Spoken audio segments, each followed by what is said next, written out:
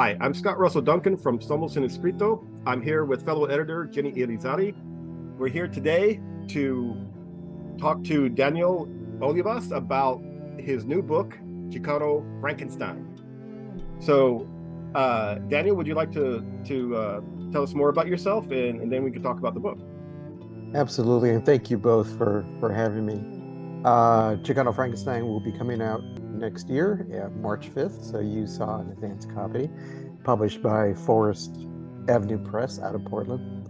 Um, well, I'm a Chicano writer, been writing now, publishing for about 25 years, and Chicano Frankenstein will be my 11th book, not counting two anthologies I edited. One of the anthologies that I edited is titled Latinos in Lotus Land, published by Bilingual Press. Um, my fiction typically addresses and grows out of my experiences in my community as Chicano. I grew up in Los Angeles, middle of five children. Um, I'm the grandchild of Mexican immigrants. My grandparents came from Mexico at the tail end of the Mexican Revolution. They came to LA around 1920. And so my people have been here over 100 years. Um, I grew up near downtown, eventually went off to Stanford University where I majored in English literature. Um, and then I went to law school, went to UCLA Law School, because I figured I didn't want to get a master's and PhD in English literature because I had been told by many friends that I would have to be willing to live in some other state, not California, because there are so few jobs. And even if I lived in California, it would not be in LA, which is my home. So I said, "What do I do? What do I do?" And a buddy of mine, Mike, Mike, who was pre-med, he said, "Why don't you just go to law school?" So I said, "Why?" He said, "Well, you like to write, you want to help people. Lawyers do that." So I applied to law schools and I got into a bunch of schools and I chose UCLA. And while at UCLA, I could not prevent myself from still having the writer's sensibility. So I ended up being editor-in-chief of the Chicano Law Review at UCLA, and then started practicing law. Attorney with the Department of Justice. I head up the land use and conservation section. We do environmental enforcement, land use, and affordable housing work for our boss, Attorney General Rob Bonta.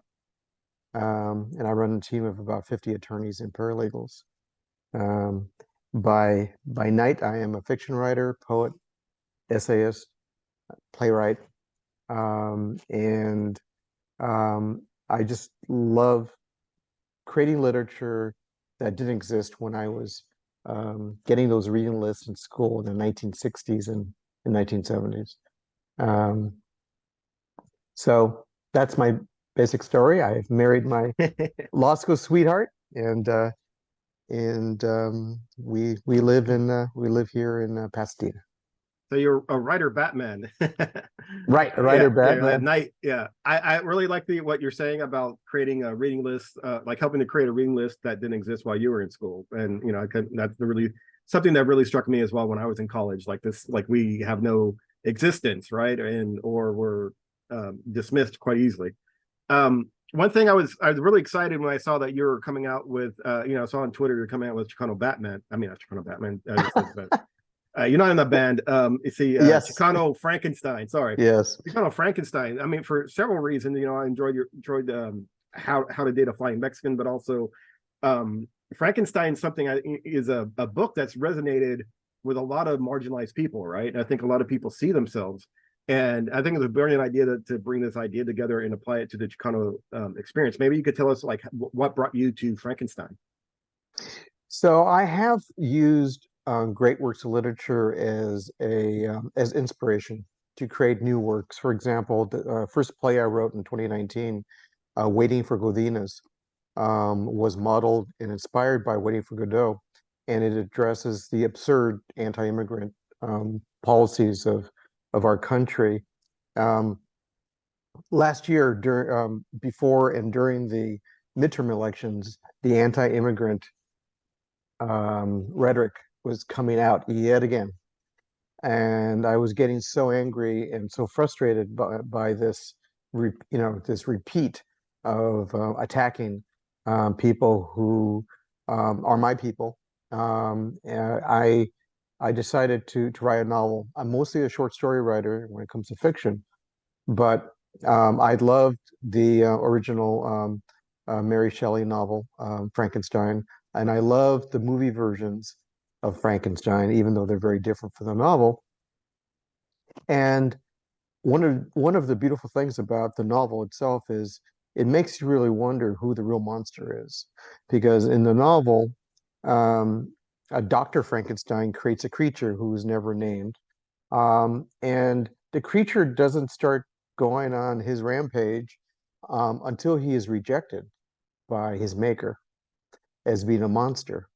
And it was only then that the Frankenstein monster started to murder and try to get back at Dr. Frankenstein.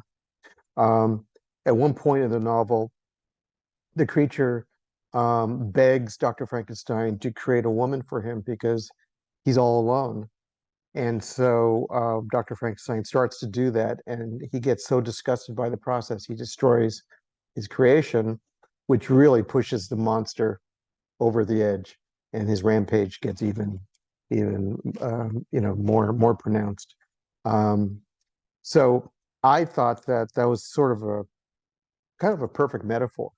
The way immigrants are considered to be, creatures, monsters, demonized, um, even though our country desperately needs immigrants, because, as we all know, the population in this country is aging, and aging countries have to rely on immigrant populations to revitalize them and to bring in younger people at all different levels of jobs. So what I did was I ended up crafting a novel where in the near future, reanimation has become perfected. And there are 12 million reanimated people in the United States.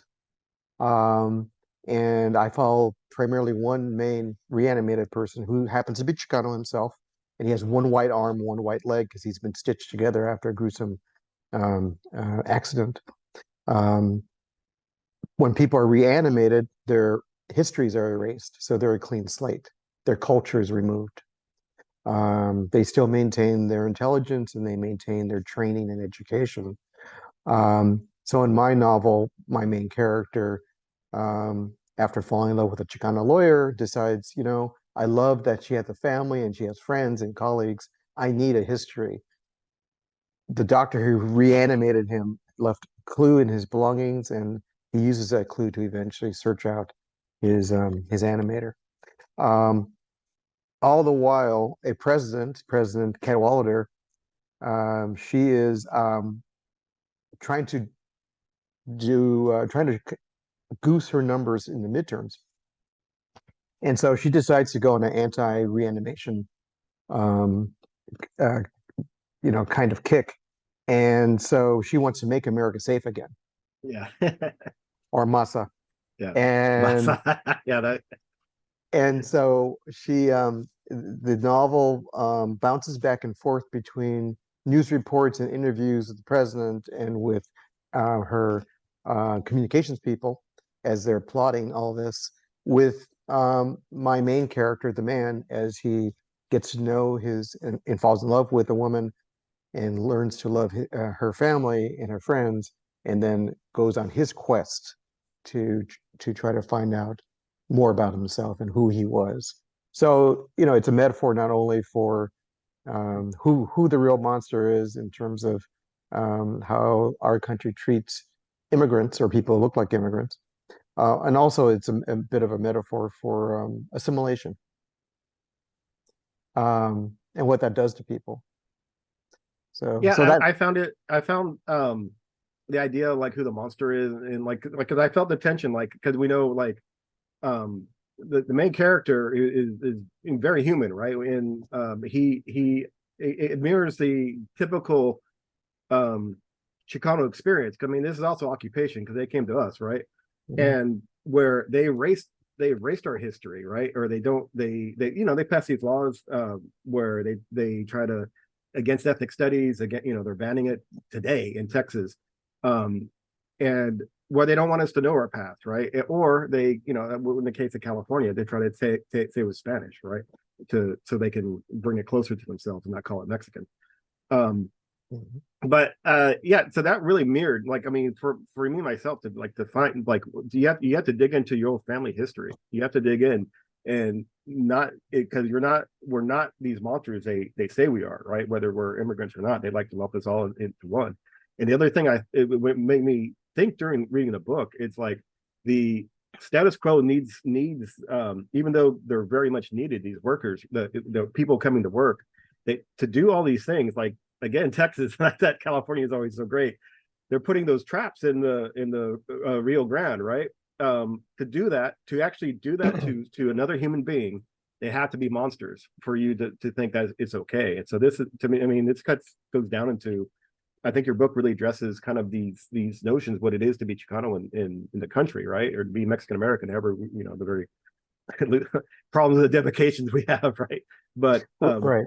And one of the things I try to do, and I hope it came through in the novel, is I try to use humor. I tend to write.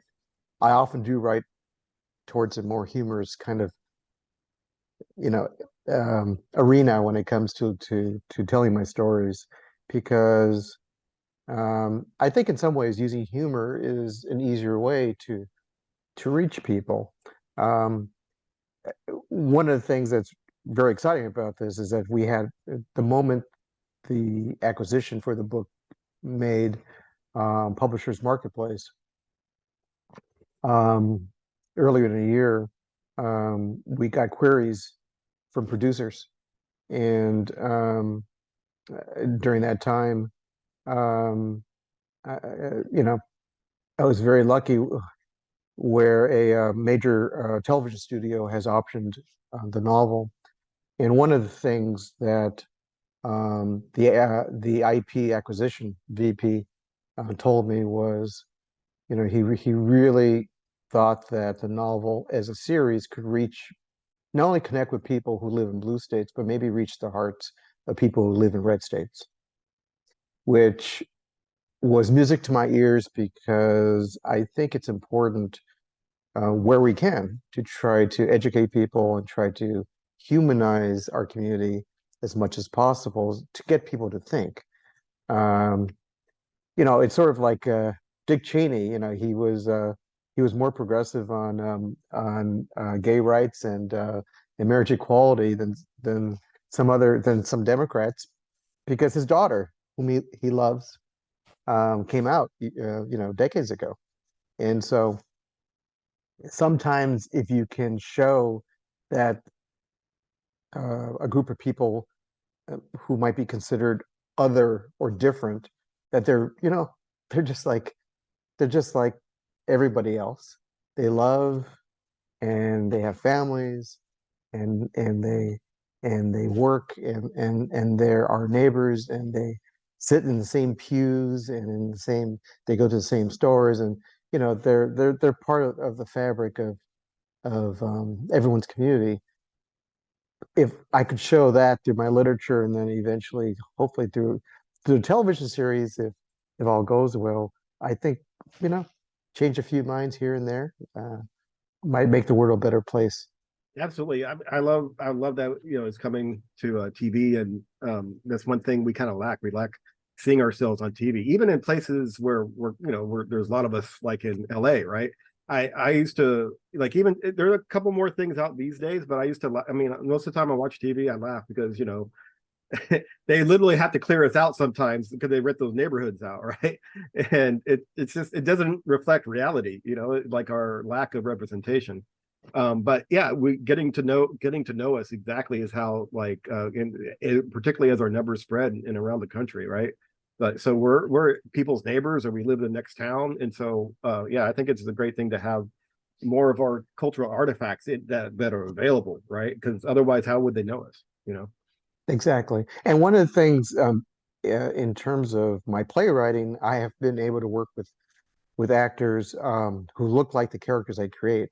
And so, and which means a lot to me, but also when I have worked with actors for play readings and for one play production that we did, one of my plays here in LA, the actors have told me on many occasions that they truly appreciate the characters I've created because they're not stereotypical.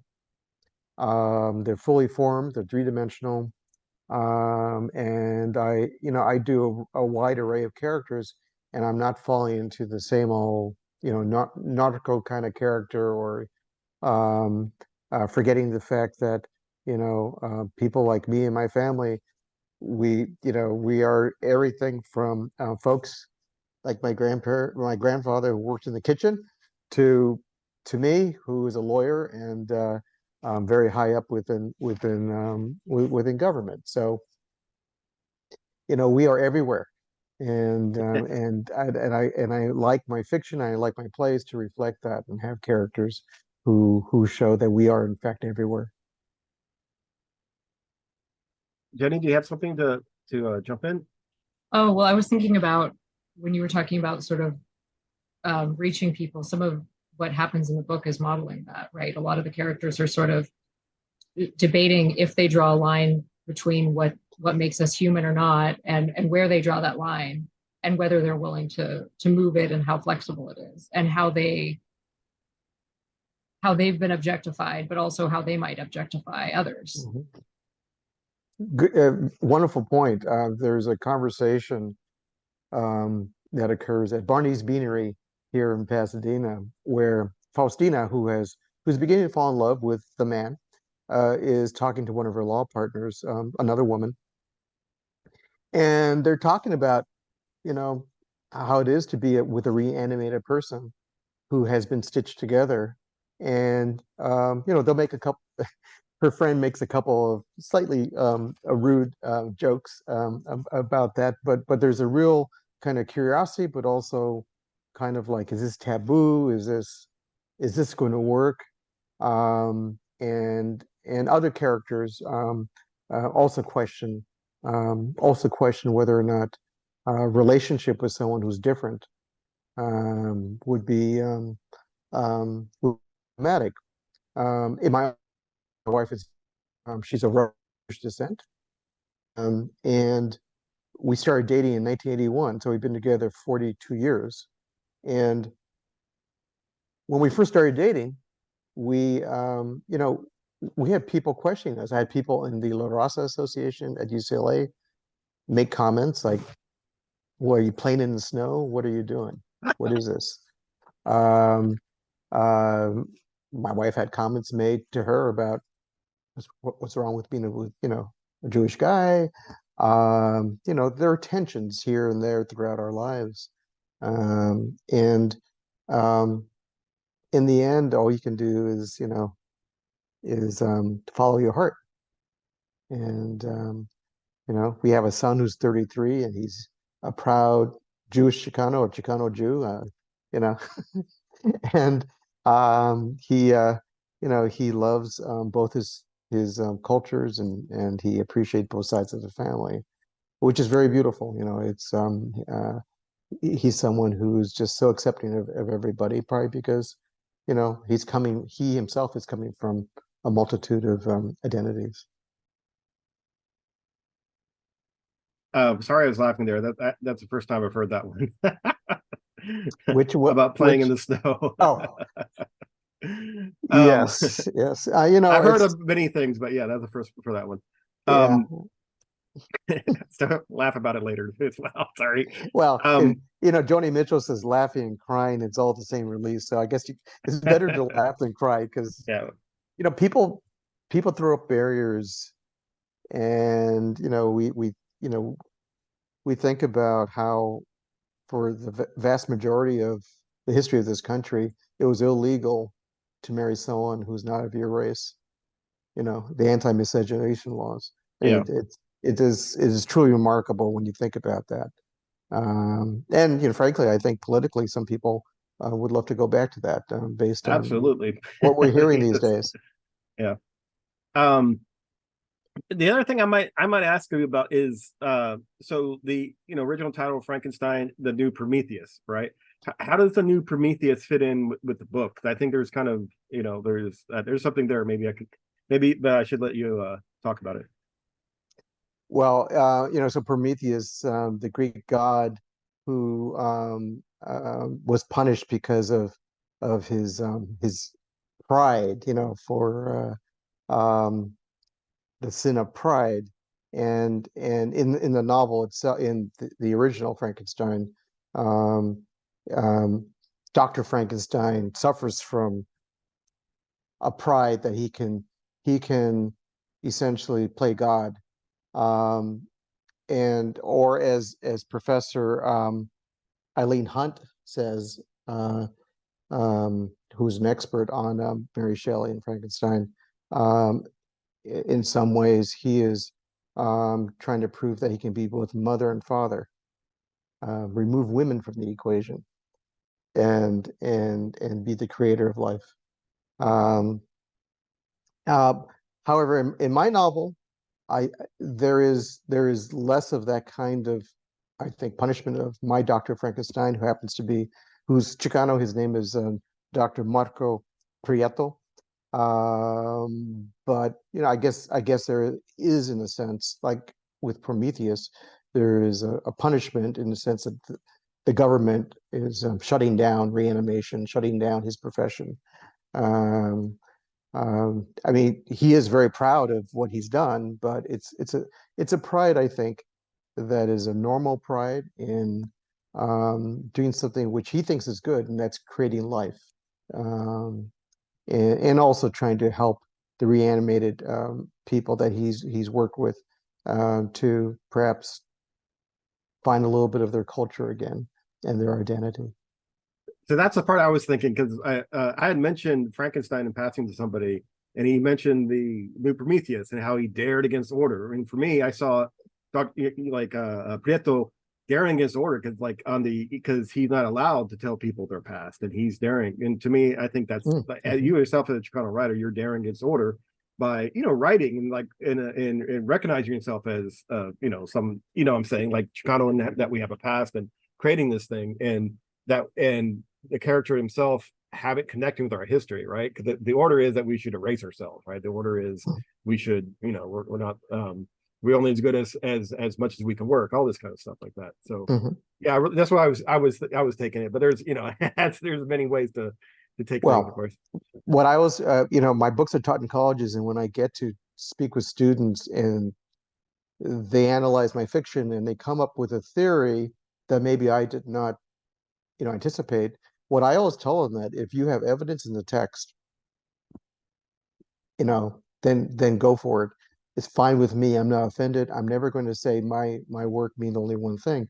It's like when we look at artwork, the same painting can mean something very differently to Jenny, to you, to me. We could see three different things in a work of art, and that's okay as long as it's based in what we're actually seeing.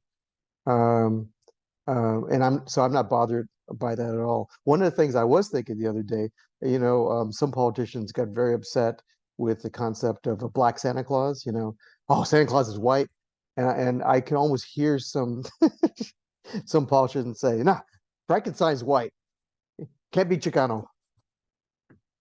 In fact, there is a professor in Florida, and I'm so sorry, I'm blanking on her name. She's African American, and about 10 years ago, she wrote a non-fiction book called Black Frankenstein, and it had to do with, and I was only aware of this book after I wrote my book, and I wrote to her to show solidarity with what she's doing, because she started being attacked in Florida, for her book, and the book basically um, posits that Frankenstein is a perfect metaphor for the race relations in the United States, and and how African Americans have been well, first enslaved and then treated as second-class citizens by our country, and that the African American um, experience was created by a slave state. Um, that book is not liked by DeSantis and his officials. I can imagine. And that professor, and I apologize for blanking on her name, but that professor has been attacked, and her books have been removed. She had a syllabus that included that book, and I think that class was canceled. I would have to go and see what happened. Um, so we Yeah, shall I mean see. it's something to consider in that like they were literally banning books. I mean they banned our literature before, right? And Yeah. with that I forget. Speaking of slipping your mind, it was Arizona and the whole was it Libo Tafacante thing. They had it from Texas to bring books and ban books. So that they would they'd ban all sorts of books, right? Stuff that wasn't even about us or by us. Yeah, that's a concern. I mean, we look at like I mean, like how does this feel? You write this book about our condition. There's a possibility that it could actually be on a list somewhere in Florida or another state, or it's unlikely, of course, in California, but you never know, right? But it could not be. It could actually be something that people are like this society is saying, like limited state that hijacked state society or whatever of Florida or wherever, saying this is something that people shouldn't read, which is nothing to do with its merits or you know what I'm saying. That's The What's interesting is my publisher is currently at the Pacific Northwest Booksellers Association conference. It's an annual conference, and um, the advanced copies of the book are she said are just like flying off. Just people want a copy, and two people in particular, she mentioned that there was um, uh, I think it was I want to get this correct. It was the ACLU. The ACLU had a table um, because of the book banning, and ACLU has been involved in the legal issues. And there was a Chicano lawyer from the ACLU at the table who was so excited about this book and the theme of this book. And then she also indicated to me that the American what group? American Booksellers Association, uh, a person who is the DEI in DEI leadership for the American Booksellers Association, also is very excited about the book and got a copy. So it seems like I'm striking a nerve um, with people who care about trying to bring diversity to not only diversity to the classroom, but also who want to defend free speech and who want to make certain that we don't become a book burning society.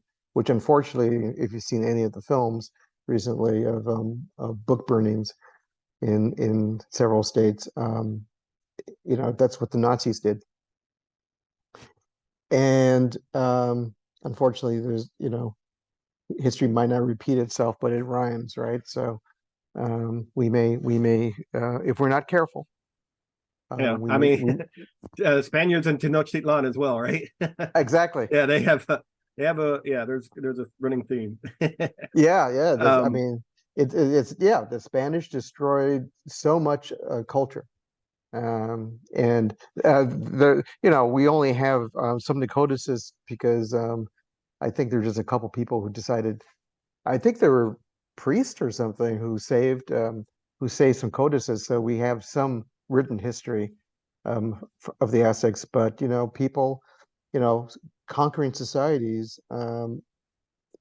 they you know they they go for the books, right? They go for yeah. the people's culture. And that's one of the in the book, one of the things that's framed as an ethics violation, right? When researchers are trying to support reanimated people with information about their past, information of what came before, and that's one of the things that they're being the presidential administration is going after. Right. It's an excellent point, because in the novel, they use that as a breach of the protocols, as they put it, as a reason to shut down the reanimation practice, and also to do FBI raids on doctors' homes. We kind of see some of this going on with doctors who can, provide abortions. You know, um, because in some ways, I think the novel also has some echoes of the fight for reproductive rights, um, autonomy of one's body, as well as attacks on doctors who try to help people have that autonomy. An attack on science, basically. One thing like the mentioning for is the overlay. I'm not sure the discussion of the presidents and the overlaying media.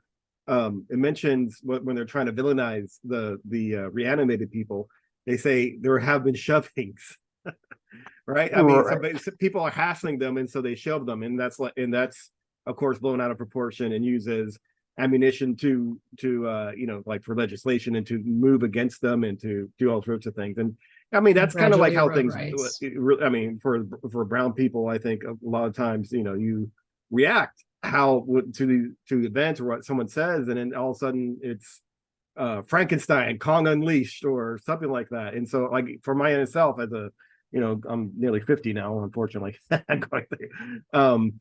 I've like we tend to be a little more passionate and like as a stereotype goes, but you can't always act that way. You always like something that you have to be a little bit more, unless you want the cops calling you, you have to be a little more measured.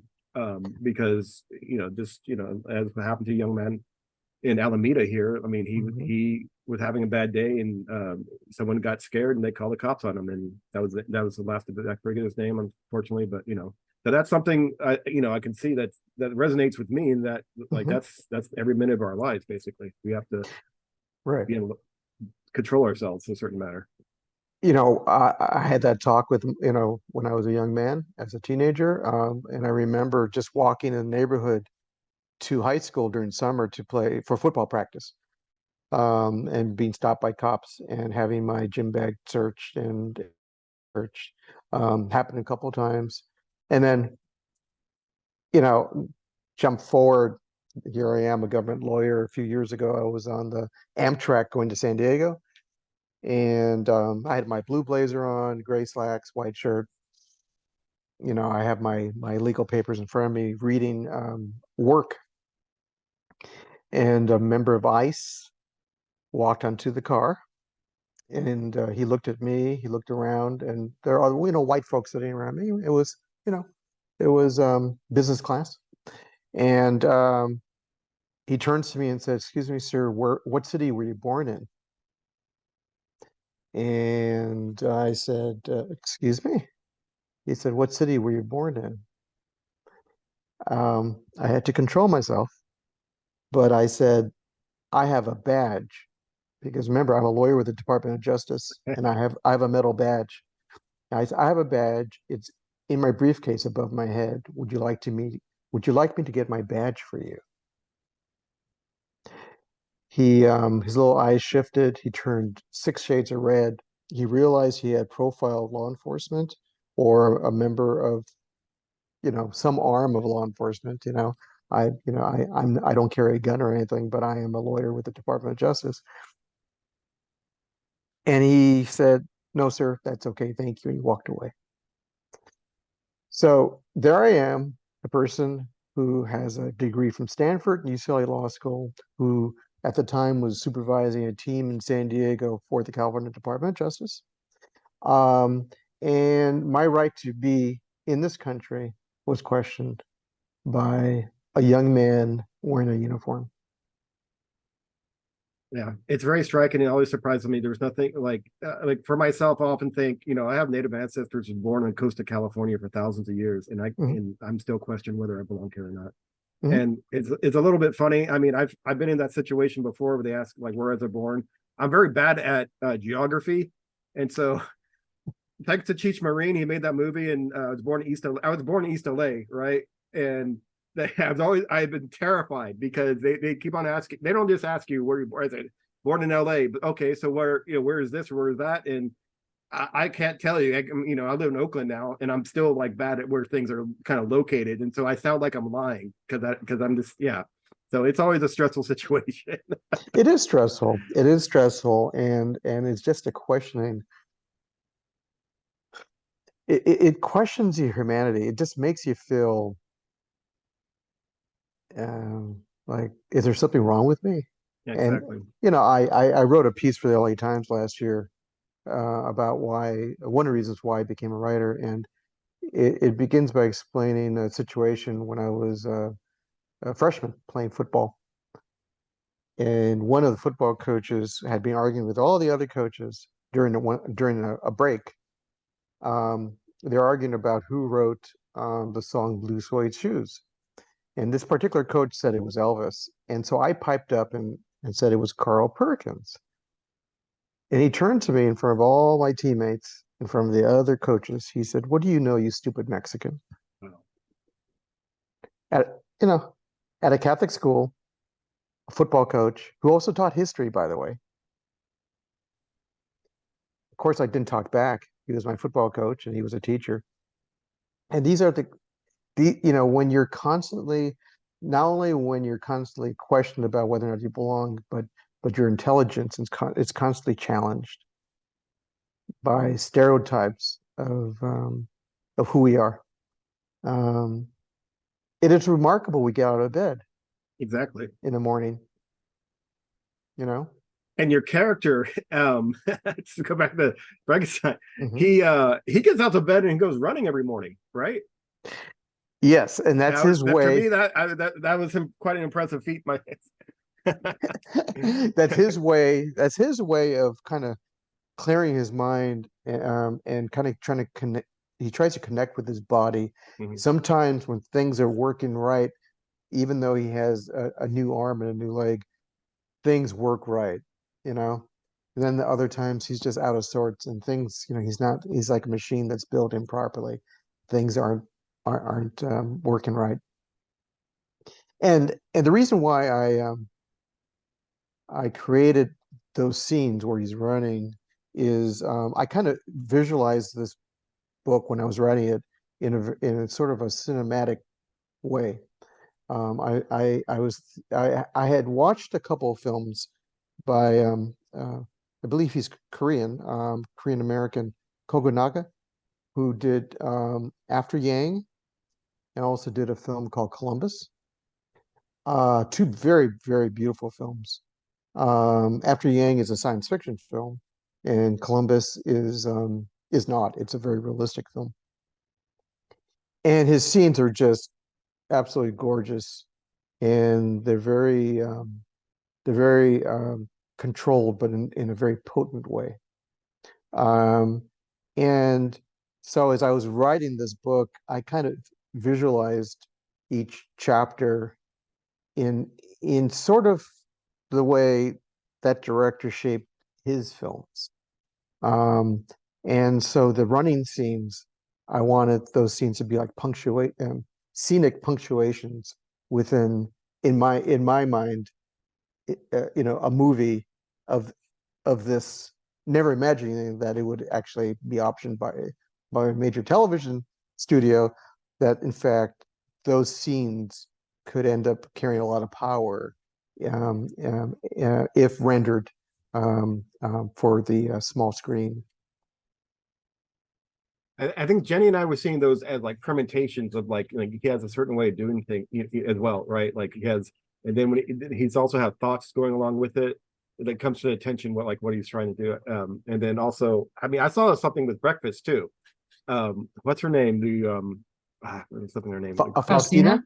Bastina, yeah, she Yeah. often has like pan dulce breakfast, and yeah. So I really like that. That gave it to the beats, like you're saying, the beats of the book, and also it's these typical actions. I think are like jogging, breakfast, all these kind of things. It leads to humanization, right? I mean, it's also I Mhm. think like I said again, like I keep on expecting like because you have that overlay. They're saying about these monstrous things, and they're like like what anything going to happen and be misconstrued, or is there going to be like a Frankenstein outbreak or something like that's and it makes you I think makes the reader consider like this is some internalized stuff. Could you have this overlay on us all the time? Like like look out for immigrants from unfortunately, it's not just Mexico. I mean, like that, it's unfortunate in Mexico. It's other places too, right? All around, like they get demonized coming here, and it's not just like Trump would said about Mexican, but there's a lot of things what people say, even dehumanizing terms, right? Mhm. Mhm. So and I kind of took it like this expectation was also like against reality, the reality of the book offering the humanity of this man going through of being reanimated. So I really like that part because at some point, like I mean, it's like I said, you didn't indulge in this Dracula versus Frankenstein kind of thing. It was it's very interesting. There is this presence of violence and expectation, but it's not coming from him. And I really No, appreciated that. it's not coming from him, and he's my publisher noted in our discussions when she accepted the novel for publication. She said she really liked the fact that, in her mind at least, um, he was a neurodivergent character who used certain tools to compensate for some of the things he had trouble with in terms of navigating through this world. As Dr. Prieto notes, people who are reanimated are particularly honest. They're very honest people, and as you notice when he talks to people, his honesty is never brutal. It's just very kind of matter of fact in the way he expresses it. Even talking about skin color and um, and how people's children look. Um, there's a scene that occurs in the party where he's questioning and asking questions about skin color, and it's coming from a place of curiosity, of honest curiosity, nothing vicious, nothing cruel about it. Um, and my publisher particularly liked that. And there are other scenes where he, aside from jogging, when he goes to, like, to the pharmacy, he'll count things. He'll count light fixtures. He'll count tiles. There's certain things he will start to do to kind of ground himself in a situation when maybe things are feeling a little uncomfortable. I think we all have coping mechanisms, and is that character me? I wouldn't say he's me, but certainly there are traits, his coping mechanisms, like breakfast, for example. Frankly, I would love to have Banduza every single morning, but I have to watch my carbs. I think the other thing, I mean, he had a white arm, and I know that's. I mean, I mean, I often thought, I'm my father's a white guy, Mhm. and I think that's this is really like I mean, we also have American culture overlaying on us as well, but I mean, it's Mhm. sometimes it's closer to home for those of us who have white family and like white significant others as well. But Mhm. yeah, to me, it's like it's growing up. I mean, there was like culture class. I actually moved in with it reminded me how I lived with an uncle. I had a huge culture clash with my own uncle because he's a Texan Southern white guy, and I was raised by a brown woman, and we do different things, right? And so Mhm. having that white arm and him, he did, there's some things to say about them, Mhm. but having that white arm is something sometimes we're branded, and sometimes some of us have named Scott Duncan, like it says there. It's another type of brand of or Mhm. um, association with being also part European as well. And but Mhm. so like I like seeing it. It's yeah, it's because it's always something that often comes into to a lot, like how people think you look, right? Do you look Mhm. too white? Do you look too brown? Do you look whatever? To me, that thing is, I think within the character as well, it's in the eye of the beholder. Who needs him to be, you know, and myself as well. Who needs, what do they need you to be? And they'll say that, right? Right. So Right. I like that. I really like that notion that, you know, it's like everyone's always commenting upon his white arm, right? I mean, I'm just saying, like, everyone's always commenting upon my white, quote unquote, Northern European name, right?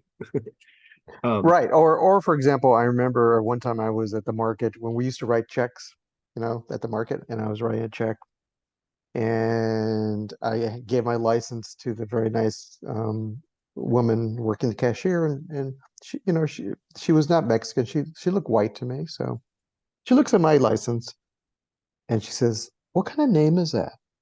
And I said, "Oh, it's a Mexican name. And my grandparents are from Mexico." And she said, "You speak beautifully. Your English is so good." And I said, "Oh, thank you. I use it a lot in my work." And and she said, "Well, what do you do?" I said, "I'm a lawyer with the California Department of Justice." Conversation ended. Ended. Her face just dropped, and that was it. And I said it very nicely. It was not Oh insulting yeah, in any yeah. way. I've been in many situations. It strikes me how, like, I mean, there are a lot of things, like, we also internalize some stuff where we don't always teach or know Spanish so well, right? And Right, but right, then we're still congratulated on speaking English well, if that's maybe our right. only language, or like we know 1.5, you know, languages we have, you know. Yeah, so it's always odd. You're like, yes, hey, hello, how are you? You know, there's that phrase in Spanish, neither aquí, neither allá, neither Mhm. here nor there. You know, we're in this sort of this land in between cultures, and we don't fully belong. You know, uh, when I've gone to Mexico with my family, with my wife and son, and we see my relatives, and you know, oh, the American cousin, and my Spanish is not so great, and but they love us, and you know, and and actually, you know, a lot of them speak English because they learned it in school. Oh yes, yeah. I believe And Jenny has a question on because you writing acknowledgments about your father, but I think, like, Jenny. Oh, I mean, this might or might not tie in. I was thinking when you were just saying that about when Faustina is sort of trying to grapple with uh, whether this could be like a long-term relationship or not. And part of it is that sort of like connection to a history, knowing your own history or not, and even access to nostalgia, like memories and what evokes feeling, what is mm, a meaningful, like, sensory experience or anything like that. yeah, and she has that conversation where she talks about how her family had a connection to Spring Street in downtown. Spans 100 years, going back to her grandparents, and that's actually from my family history. Um, and having that kind of nostalgic kind of feel for one's family and for the people who came before is a big part of, I think, who we are as people, particularly if for the most part the memories are good and they you know and no family's perfect, but we can have some fond memories and fond connections. I was named after my grandfather, who passed away a few months before I was born. And he was a Mexican immigrant, Daniel Velasco. He came from Mexico around 1920 to LA.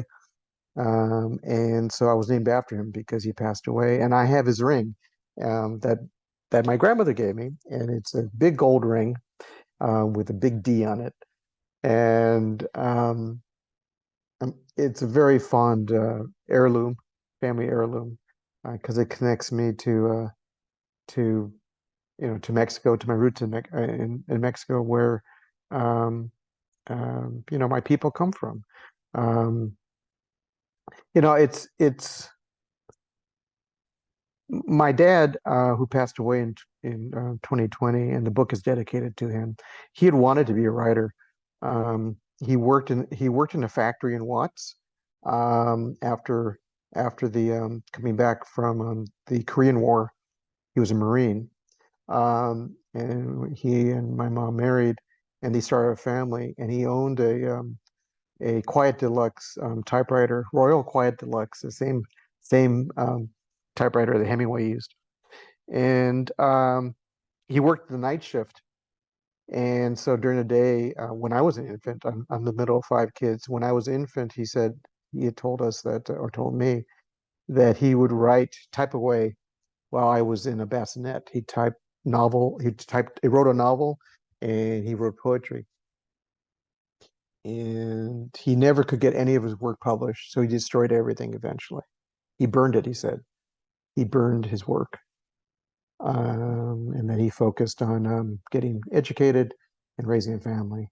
Um, and but he was one of my biggest fans. It's so funny, we in the last few months of his life, when I would go visit him, he and my mom retired in Ventura. I'd drive out to Ventura and spend a day with him and mom, during the pandemic.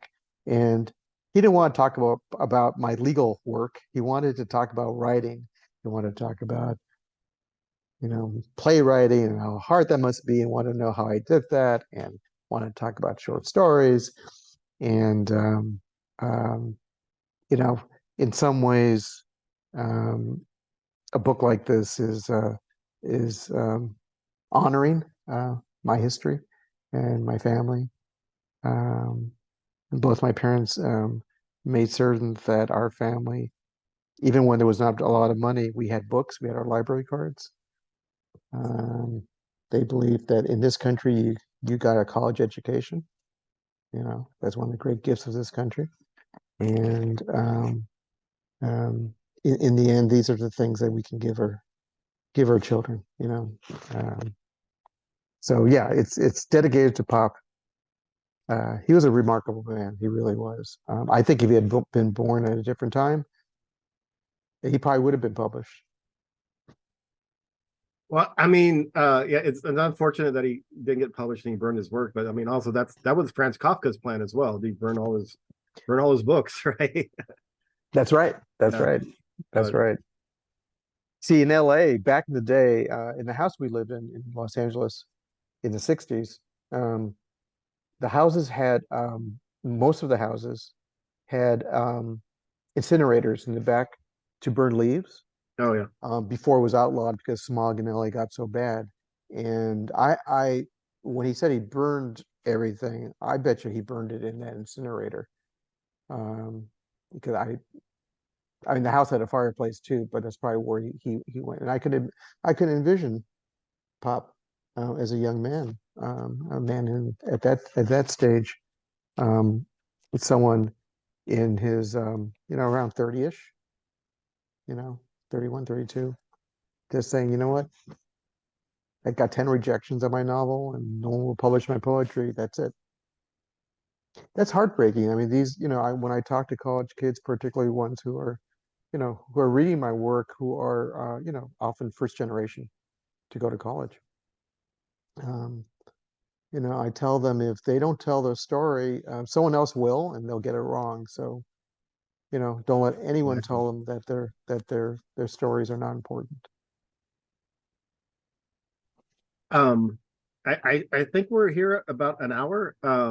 Do we have any more questions, Jenny? Or Oh, it's hard to limit how many, yeah, because this made me think of course, there's a book within a book, that is an important connection for the main character to who he was before, and also has some messages that resonate with other characters as well. Everyone who reads it is very engrossed, and it also brings to mind the other books that are included, the books that come up repeatedly, that are on the shelves, that are mentioned, that are kind of that the book is imparting to the reader as well, as like a further Right, reading in a way. right. We actually have. It's funny because I had mentioned several books in this novel, and my publisher, Laura Stanfill, of Forest Avenue Press, she said we should have a reading list in back of the books mentioned in your novel. And